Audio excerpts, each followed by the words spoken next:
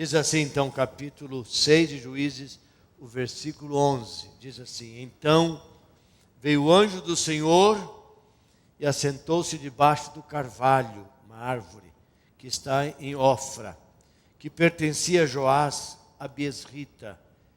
E Gideão, seu filho, estava malhando trigo no lagar. Lagar é um tanque onde as pessoas prensavam a uva. Para fazer o suco, eles prensavam ali. Ele estava nesse lugar ali, e diz o texto que ele estava ali malhando o trigo naquele lagar para o pôr a salvo dos midianitas. Presta atenção, os midianitas estavam dando muito trabalho, perseguindo muito o povo de Israel. Então, ele antes que os midianitas viessem e tomassem o trigo, que era alimento para o povo, para a família, ele correu, colheu o que ele pôde, estava malhando para tirar o trigo, o grão de trigo, e que é transformado em comida para Gideão e os seus familiares e o seu povo. Então ele estava ali. E quem eram os midianitas? Os midianitas vieram de um homem chamado Midian. Midian foi um dos filhos de Abraão com uma escrava ou com uma concubina chamada Quetura. Naquela época os homens tinham várias mulheres. E Abraão foi um homem que durante um tempo ele também teve várias mulheres. Teve Agar, como outra mulher, de onde veio Ismael. E só deu dor de cabeça para Abraão. E aqui está um filho de Abraão com uma escrava, com uma concubina dele. E mais tarde, à medida que Abraão cresceu na presença de Deus, ele foi fiel, ele separou, ele passou a viver com Sara e mandou todos os filhos com suas concubinas embora, porque o único filho da promessa que Deus deu para ele de Sara foi Isaac, onde está toda a promessa de Deus na vida de Isaac. Vocês sabem dessa história. Então, os midianitas é um povo que surgiu liderado por Midian, filho de Abraão, com a concubina. E esse povo que se formou de Midian se tornou um povo inimigo de Israel. Começou agora a lutar contra Israel. E diz o versículo 12: Então o anjo do Senhor lhe apareceu e lhe disse: O Senhor é contigo, homem valente. Respondeu-lhe Gideão: Senhor meu, se o Senhor é conosco, por que nos sobreveio tudo isso? E que é feito de todas as suas maravilhas que nossos pais nos contaram, dizendo: Não nos fez o Senhor subir do Egito? Porém agora o Senhor nos desamparou e nos entregou nas mãos dos midianitas. Então se virou o Senhor para Gideão, e disse: Vai nessa tua força e livra a Israel da mão dos midianitas. Porventura não te enviei eu?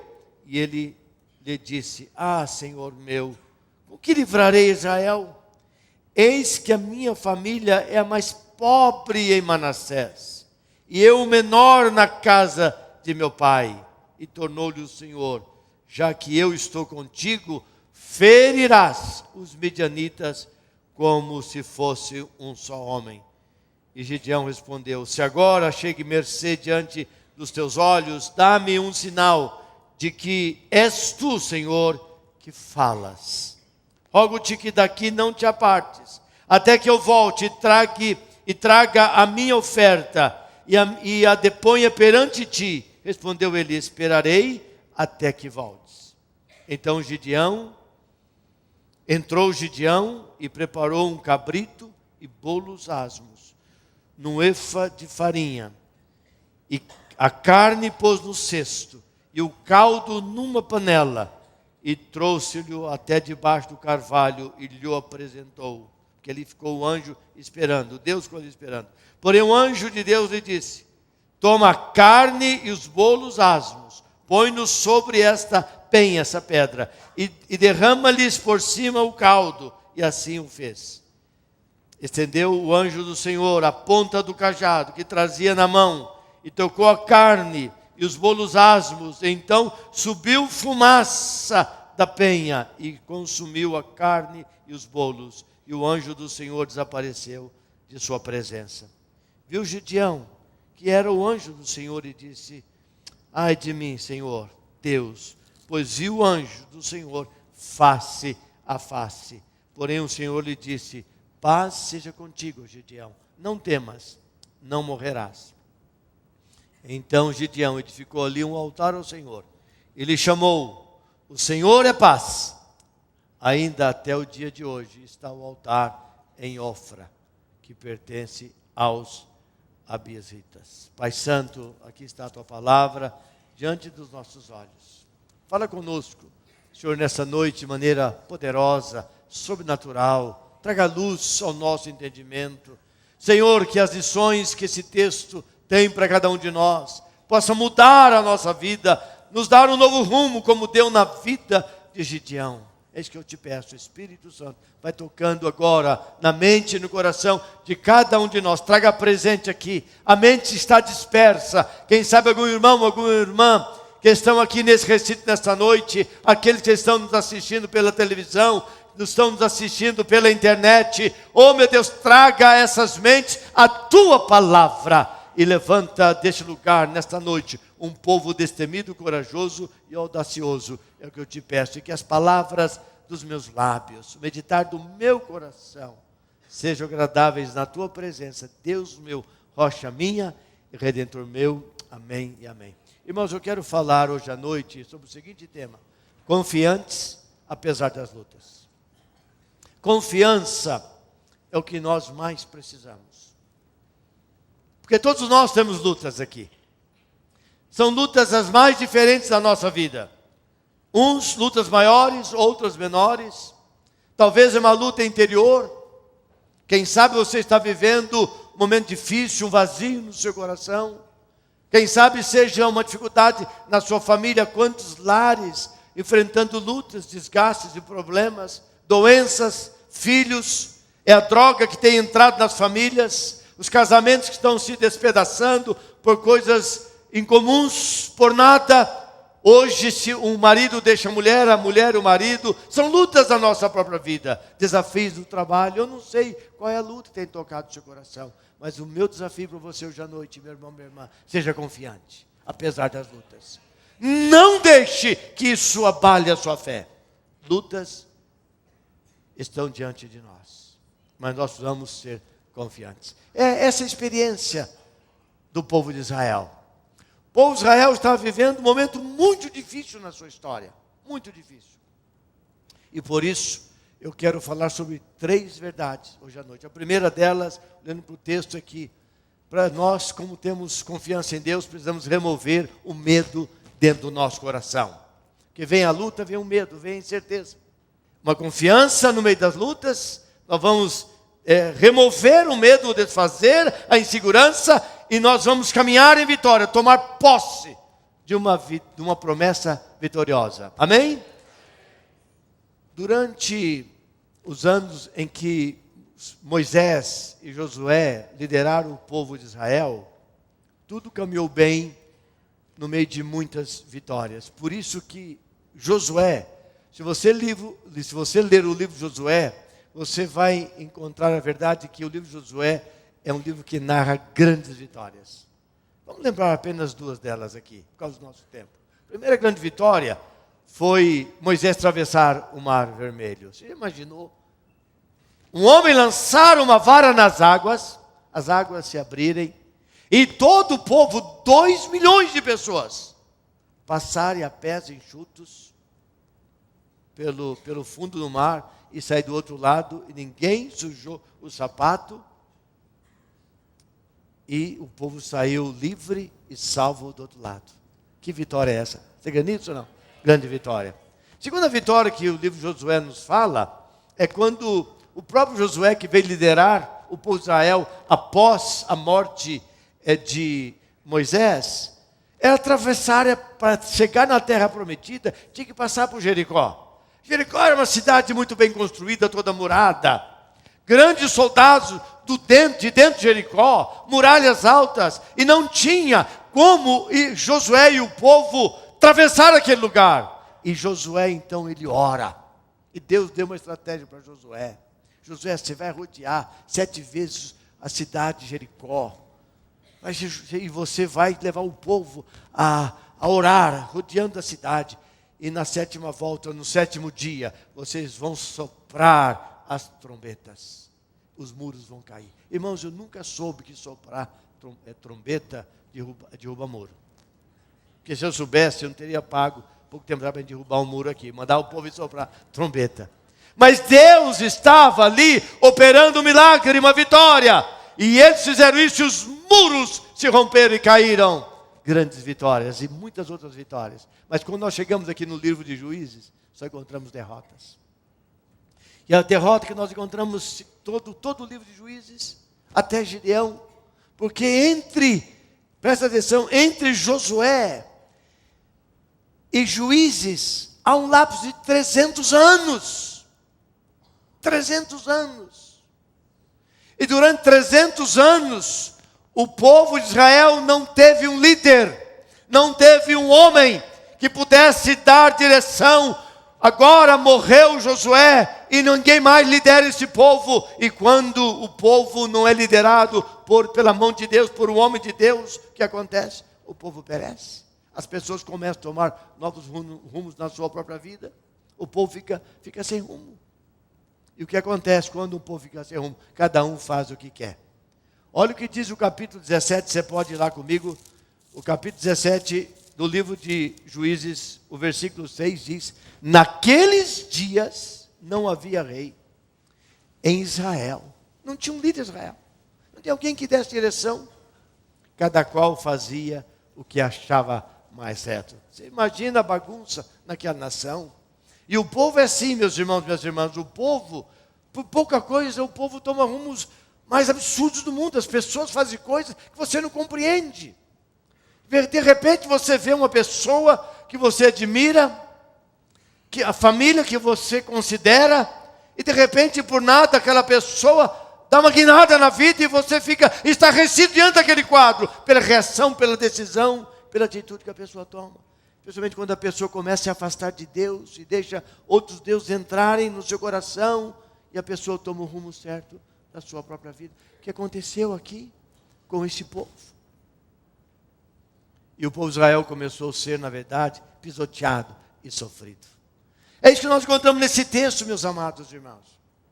E o que diz, na verdade, a história do povo de Israel é que o povo obedecia, Deus abençoava, Deus prosperava, aí o povo achava que estava forte, agora procurava outros deuses, perdia a bênção, e agora vinha o castigo. E nesse livro de Juízes nós encontramos um ciclo chamado ciclo quádruplo, que era rebeldia, o castigo, o arrependimento, e depois vinha então a restauração. É assim, o povo desobedece, vem a rebeldia, Deus manda o castigo. No castigo, na dor, ao arrependimento, você volta para cá. Aí o Senhor faz o quê? A restauração. Mas isso é muito dolorido. E é assim também na nossa vida, na verdade. Quando a pessoa erra, quando seu filho erra, o que você tem que fazer? Quando seu filho desobedece, ele apronta na sua casa, o pai e a mãe que sabe educar e educa, segundo a Bíblia, tem que dar correção no filho. A você, filho, foi rebelde, agora você tem um castigo. Você vai cumprir o seu castigo, aí vem o arrependimento. Papai, mamãe, eu errei, não vou fazer isso mais, etc. Aí o que acontece? Há o perdão, há o arrependimento, que existe a reconciliação. E aconteceu isso no povo de Israel. E aí até que surgisse um líder. E houve um momento de muita crise em Israel. No capítulo 6, nós encontramos uma das maiores crises que o povo de Israel viveu. E agora Deus precisa levantar um líder. Deus precisa levantar um homem. Deus precisa levantar alguém que dê direção. Meus irmãos, não tem nada pior do que você estar num lugar onde não tem direção. Por isso que Deus fez na família um líder. O homem é o cabeça da casa. E ele só não é quando ele é mole, e a mulher assume o lugar dele. Mas o papel do homem é ser sacerdote da família, sacerdote dentro da casa. E a mulher é uma auxiliadora ao lado dele. Ele não é maior do que ela, nem mais superior do que ela, mas é função dele. É dar direção na família. Assim é no país, assim é na cidade, assim é agora. Nós estamos vivendo o tempo da Copa do Mundo. Você veja só, todo time tem o quê? Tem um técnico. É Ele que dá direção. É Ele que tira o jogador. É Ele que muda o jogador. Ele dá direção. Ele reúne e fala, gente, nós vamos atacar pelas pontas. Ele diz, olha, vamos cuidar, vamos marcar, vamos ser persistentes, não vamos esmorecer. Ele está olhando, Ele está dando direção. Mesma coisa na vida cristã. Se nós não tivermos direção, orientação, virá uma grande confusão na nossa mente e no nosso coração. E é por isso, meus irmãos, que é uma bênção estar numa igreja. E é por isso que nós orientamos os irmãos. Nós convocamos os irmãos para ser reuniões de oração. Nós motivamos vocês para estarem numa célula. Nós desafiamos e treinamos você para ser líder. Nós desafiamos você a vir orar de madrugada. Nós pregamos a palavra para motivar o seu coração, para dar direcionamento, para dizer que Deus pode, que Ele quer fazer uma obra grande na sua vida, na sua casa, na sua família, e te levantar como um pai e uma mãe de multidões. É isso que Deus quer fazer conosco. É direção dada por Deus, para que nós possamos ganhar as pessoas que estão indo para o inferno. Irmão, toda vez que nós falamos de multidão aqui, não é que queremos ser pastor de uma grande igreja, porque nós queremos tirar pessoas do inferno. Nós queremos arrancar pessoas das mãos de Satanás. Satanás tem enganado o ser humano, e nós temos o caminho, nós temos o guia, que é a palavra de Deus. E esse povo estava totalmente perdido. Totalmente perdido. Olha o que diz o versículo 6. Está com a sua Bíblia aberta aí? Não fecha a sua Bíblia, não. Fica com a sua Bíblia aberta. Versículo 6. Olha o versículo 1. Fizeram os filhos de Israel o que era mal perante o Senhor. O que eles começaram a fazer? Eles começaram a adorar os deuses de Baal. Eles começaram a adorar outros deuses. Eles começaram a contaminar com deuses falsos. E meus irmãos, minhas irmãs, não é isso que nós, infelizmente, fazemos muitas vezes. Nós nos misturamos. Não é que nós somos superiores, mas nós obedecemos a palavra de Deus. É por isso que nós ensinamos que os moços da igreja precisam casar com moças da igreja, que têm a mesma fé. Porque a vida não é fácil, o casamento não é fácil. Se não é fácil entre os próprios irmãos, entre o povo da fé, quanto mais quando a pessoa é de fora, que não tem a sua visão, não tem o temor de Deus, não tem a compaixão pelas coisas de Deus. E o que é esta vida, meu irmão, minha irmã, sem Deus? O que é esta vida sem a direção dEle, sem o cuidado dEle na nossa casa? Vocês comemoraram aqui, nós gostamos disso, eu e a Wanda, a gente não faz grandes festas sobre as coisas da gente. A gente agradece lá em casa, mas o pastor Hermes fez uma surpresa para a gente aqui. 39 anos de casamento. É uma vida longa de casamento, não é verdade? Presta atenção. Ela era menina quando eu casei, eu era bem novinho, tá bom? Nós tivemos que vencer as lutas da vida. E nós vencemos muitas delas por causa da nossa fé em Deus. Um casamento que o marido não é nada, não crê no que você crê, ou a mulher, aí vem os desafios da vida, vem o chamado de Deus, o que Deus quer fazer na nossa vida, cada um está seguindo um outro caminho.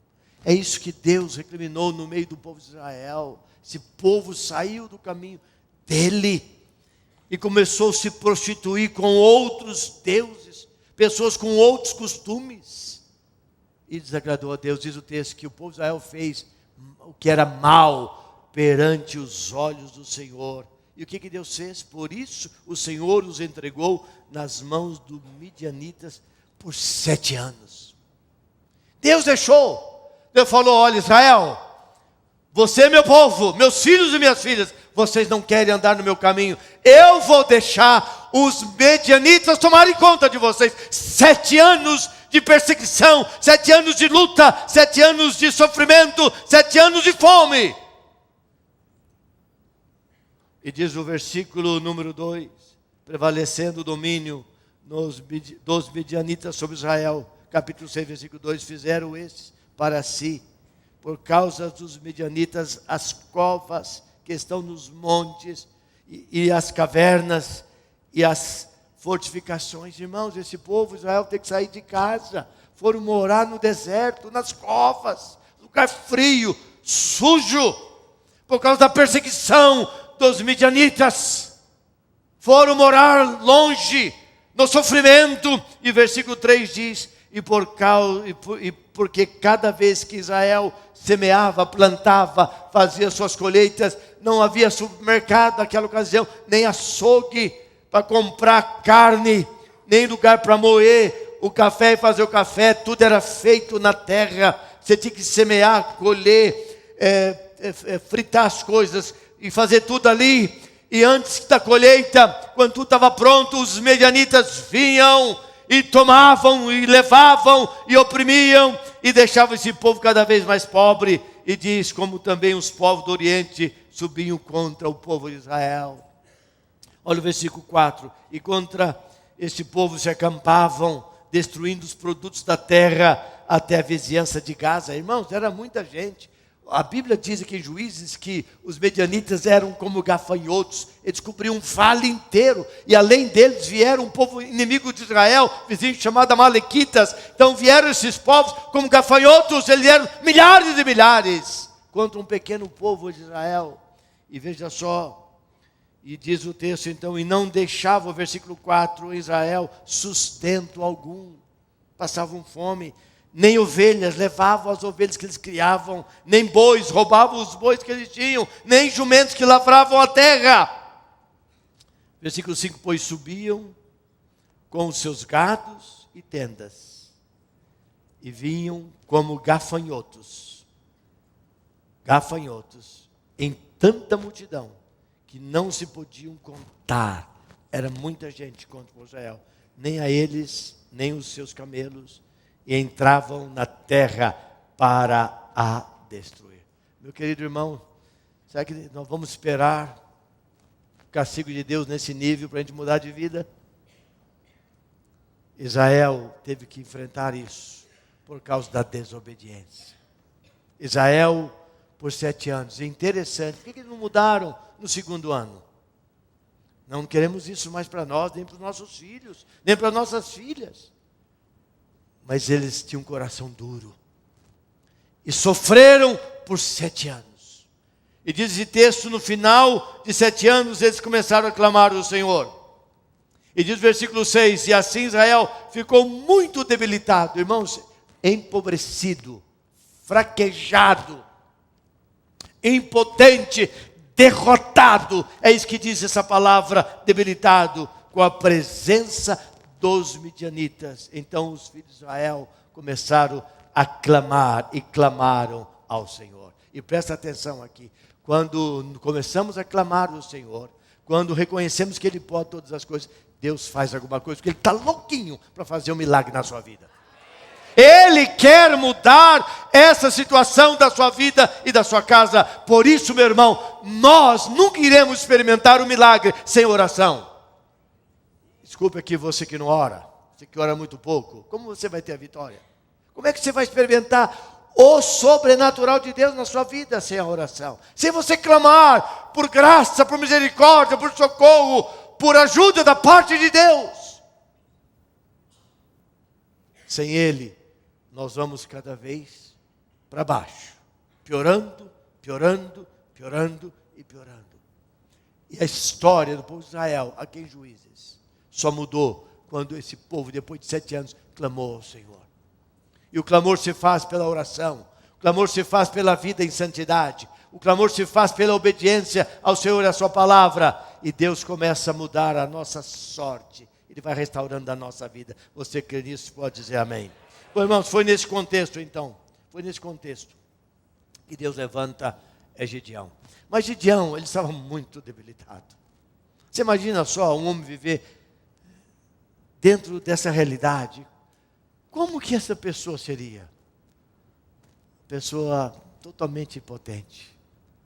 Há um grande povo olhando para você, para dominar você, para te destruir. Você não tem gente ao seu lado. Você se sente sozinho, abandonado. E Deus teve que trabalhar muito a vida de Gideão. Deus precisava mudar a vida de Gideão. Em segundo lugar, Deus teria que moldar o caráter de Gideão. Porque uma pessoa sofrida, irmãos e irmãs, você conhece alguém sofrido? Uma pessoa sofrida, ela é destruída. Ela não tem autoestima. Ela parece que não vê nenhuma porta aberta na vida dela. Ela só olha para trás. ela é negativa. É muito sofrimento, ela não vê perspectiva. E Deus tem que trabalhar o caráter. E o caráter dessa pessoa começa a ser um caráter comprometido, sofrido, que vive em angústia. Porque não vê solução. E a pessoa só vai descendo, só vai para baixo. Ela só vai regredindo. E sabe, meus amados irmãos, Deus tem que trabalhar então muito o caráter de Gideão. Não só isso, mas Deus teve também que renovar as suas forças. Ele estava fraquejado, muito fraquejado. Mas que ele não adianta fazer nada. Mas eles viram aqui e vão tomar. O fracasso tomou conta deste homem e do povo de Israel. Mas, irmãos, aqui algumas verdades. E essa verdade que eu quero chamar a sua atenção. Porque, queridos irmãos, nós precisamos ser confiantes, apesar das nossas lutas. E aqui 3 princípios que eu mencionei no começo. O primeiro dele, nós precisamos remover o medo. Remover o medo, em primeiro lugar. Primeira lição de hoje à noite para você guardar e anotar, se você anota aí. Remover o medo. Coloca na televisão. Remover o medo. Versículo 11 e o versículo 12. Versículo 11 e versículo 12. Olha o que diz o versículo 11. Então veio o anjo do Senhor e assentou-se debaixo do carvalho. É uma árvore, uma grande árvore, que está onde eles moravam em Ofra, que pertencia a Joás, a Abiesrita, que era a linhagem da onde eles vieram. Na verdade, eles vieram da tradição de Manassés, que foi um bisneto de Davi. Então vem de uma boa linhagem. Ele estava ali Gideão. Ele estava malhando trigo no lagar para pôr para o pôr a salvo dos medianitas. Isto é, para impedir que os medianitas pudessem roubar deles. Está entendendo? Ele estava ali. Ele foi, irmãos, num lagar meio escondido. Ele catou, o trigo estava maduro, pronto, correu ali, trabalhou, fez um esforço tremendo, porque ele estava com medo. O medo fez com que esse homem trabalhasse arduamente para proteger, para guardar um pouco de comida. Porque ele sabia que o inimigo viria, os povos inimigos viriam para roubar o que eles tinham. Então presta atenção, meus irmãos. Gideão, ele estava ali com muito medo, trabalhando para guardar algum tipo de comida. Em vez de encarar o inimigo, o certo era Gideão falar: escuta, o que vocês querem aqui? Nós somos um povo forte. Nós não fazemos concessão. Chega! Ele tinha medo. E o medo, na verdade, oprime a pessoa. O medo de Gideão, irmãos, o versículo 11 e o versículo 12 deixa muito claro, porque no versículo 12, o Senhor quer remover o medo do coração dele e disse: o Senhor é contigo, homem valente. Muda a sua atitude, homem valente. Eu quero, na verdade, remover o medo do seu coração, homem valente. Mas ele se colocou ali, Gideão, como vítima. Vítima do quê? Das circunstâncias. Por que Gideão se tornou vítima da circunstância? Por quê? Porque ele cresceu, irmãos. Ele cresceu com medo dos medianitas. Ele cresceu, na verdade, desde menino ele ouvia falar que eles eram pequenos, que eles eram fracos, que tinha muita gente contra eles. Olha o versículo número 15. O que diz o 15? Eis que a minha família, versículo 15 do capítulo 6, eis que a minha família é a mais pobre, Manassés. Nós somos coitados. E eu, o menor na casa de meu pai. Olha o que o medo faz na vida de uma pessoa. É isso que Gideão estava sentindo. Ele cresceu nesse ambiente. Desde menino ele ouvia falar que eles eram pequenos, eles eram fracos. Meus irmãos, o medo paralisa tudo e nos torna pessoas complexadas. O medo nos impede de avançar. O medo nos coloca como vítimas das circunstâncias. O medo, na verdade, nos atrapalha. É isso que diz esse texto. E o medo levou Gideão a ter uma visão distorcida da sua própria vida, de quem ele era e das circunstâncias. Então Gideão, ele se sentia fraco, se sentia tímido, ele se sentia totalmente derrotado. Na verdade, ele é dominado pela miséria, tomou conta, é dominado pela perseguição, pela opressão e pela própria derrota. que situação difícil vive uma pessoa desta forma. Porque ele sempre ouvia isso. Nós somos pequenos, somos pobres, somos miseráveis. Gente que fala assim, olha, meu avô era pobre, meu pai é pobre, e eu vou ser pobre também. Não tem solução para minha família. Parece que tem uma maldição de família aqui. Que história é essa? Não é porque meu avô foi pobre, meu pai foi pobre que eu vou ser pobre. Por que eu vou ser assim? Não é porque meu avô foi assim, meu pai é assim, eu serei assim. O medo destrói o coração da pessoa. E sabe, meus irmãos, isso nós vamos contagiando com outras pessoas. Uma igreja que não é encorajada a ser valente, ela estagniza, ela fica estagnada. Uma igreja que não é encorajada à oração, ela não sabe o que é oração. Uma igreja que não é encorajada a tomar posse do sobrenatural de Deus, ela nunca experimenta o sobrenatural de Deus. Uma igreja que não é encorajada a experimentar um milagre, que não tem a expectativa de milagre, nunca vai ter milagre na vida daquela igreja. Você veja só o que os pais fazem. Eu estava olhando uma dessas canções de Ninar, porque nós vamos construindo desde a meninice dos nossos filhos algumas coisas negativas. As mães, muitas vezes as mães cantam aquela música, boi, boi, boi, boi da cara preta, vem pegar esta menina que tem medo de careta. Porque eles dão um susto. Primeiro fala, boi com a cara preta, vem pegar essa menina que tem medo de careta. E a criança, em vez de dormir, ela fica assustada. E a mãe aperta, aí ela dorme de medo. E a mãe vai apertando, ela vai me matar, eu vou dormir então. Ela acaba dormindo. Aí de noite sonha. Eu tenho orado por crianças aqui. Tem mães que têm trazido seus filhos aqui. Eu vou começar a perguntar, o que você canta para os seus filhos? Como é que você faz seu filho dormir à noite? Como é que você faz isso? Aí outras mães cantam assim. Boi, boi, boi, boi do Piauí, vem pegar esse menino que tem medo de saci. O moleque dá um pulo lá. Não tem jeito. Nós criamos o que na criança? Medo, insegurança. Irmãos, essa é a situação do povo de Israel. Gideão precisava ser trabalhado. Remover o medo do seu coração. Irmãos, nada acontece debaixo do medo. Você quer dizer amém? Nada acontece debaixo do medo. Você não pode andar em medo. Por que, meus irmãos, minhas irmãs, o que a Bíblia diz? A Bíblia vem o Senhor e dá uma palavra de fé e diz, Gideão, o Senhor é contigo, você é um homem valente. Joga para fora o medo que domina a sua vida e levanta em vitória, porque você é um homem valente. Aleluia. E Deus quer fazer isso na sua vida, meu irmão, minha irmã. Se o medo tem tomado conta da sua vida, se você está andando na periferia do medo, se você está sendo puxado, é hora de você dizer, eu ouço a voz do Senhor falando comigo, eu sou o homem valente, eu sou a mulher valente, porque o Senhor é por mim. E se Deus é por mim, quem será contra mim? O Salmo 121, palavra de Deus, nos ensina.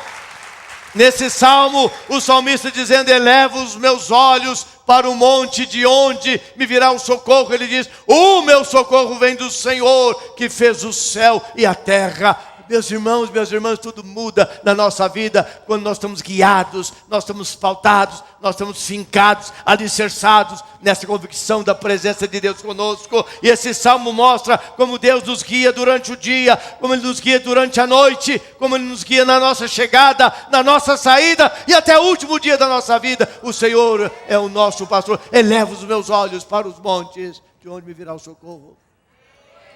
Ele vem do Senhor que fez os céus e a terra. Se eu tenho o Senhor que fez os céus e a terra do meu lado, eu sou um gigante, eu sou um campeão. Se quer dizer, diga amém, que Ele vai vencer por mim. Nós estamos encorajando o povo a ser forte em Deus. Meu irmão, se você não for forte em Deus, não sei o que vai acontecer com você, porque você vai ouvir isso constantemente daqui para frente, meus irmãos. Deus nos tem dado uma visão de 5% da cidade de Londrina. Nós vamos construir um grande templo aqui. Vai ter 5, 7 cultos aqui com muita gente. Porque nós somos chamados para sermos mães e pais de multidões. Em nome de Jesus. E Deus vai usar a sua vida. Diga para o seu vizinho, ó, Deus está usando a sua vida. Fala assim. Deus está usando a sua vida. Deus está usando a sua vida. Olha que coisa maravilhosa. Deus dizendo para você, dizendo para mim, como disse aqui para o Gideão. Gideão estava sentado, irmãos, debaixo da árvore. Ele estava malhando o seu trigo. Vem um anjo, fala com ele. E fala para ele, olha o versículo 12. O Senhor é contigo, homem valente. Porque Deus conhece o nosso coração. E certamente há muitas pessoas que estão me ouvindo nesta noite pela TV e pela internet. Vocês estão aqui, que você precisava de ouvir esta noite. O Senhor está dizendo, versículo 12, o Senhor é com você, minha irmã, o Senhor é com você, meu irmão, você é um valente, um vencedor, porque Ele te chamou, Ele te conhece, Ele conhecia Gideão, Ele nos conhece, meus amados irmãos, e Deus não se engana, Deus não fica equivocado, Deus não comete erro, você é um valente de Deus, você é uma valente de Deus, minha irmã. Olha, Isaías 41, não temas, porque eu sou contigo.